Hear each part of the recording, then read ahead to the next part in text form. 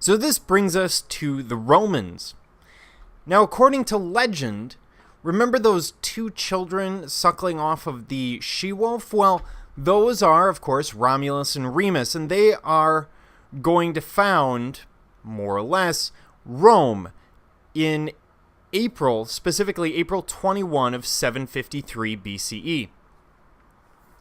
And what happens is Romulus and Remus are those brothers.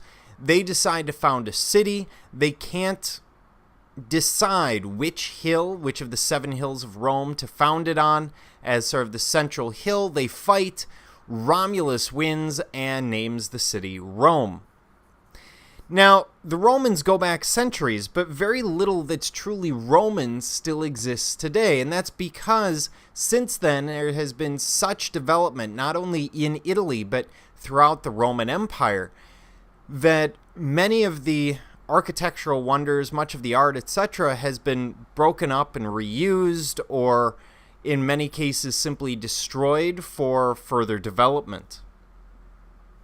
Now, early on, the Romans begin as the Latins, and the Latins are a tribal group that is culturally a member of the Etruscans, but they will quickly gain their own sense of self, outgrow the Etruscans, and independently found Rome. So there will be some Etruscan influence on the Romans.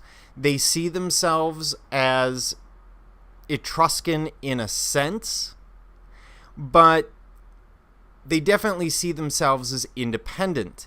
And we see that with their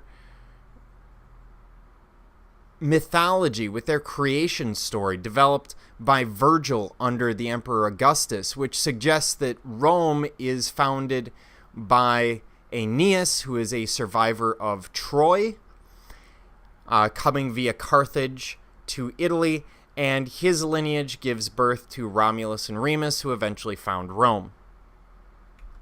And the Roman Empire starts, actually, as a monarchy, and we have the kings of Rome. The Romans will eventually hate kings, but this period will continue from 753 to 509 BCE.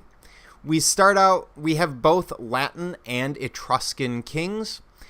And the reason they hate kings is Tarquin the Proud, who will rape a woman, and then she kills herself very publicly in front of him for being dishonored in this way. And eventually her family will rise up and kill him. One of those family members, in fact, the one that draws the fatal, or gives the fatal blow, is actually a man by the name of Brutus, which should sound familiar because he's the great some odd grandfather of another Brutus, Et Brute, that guy, the guy who kills Caesar. Sort of an interesting historical connection.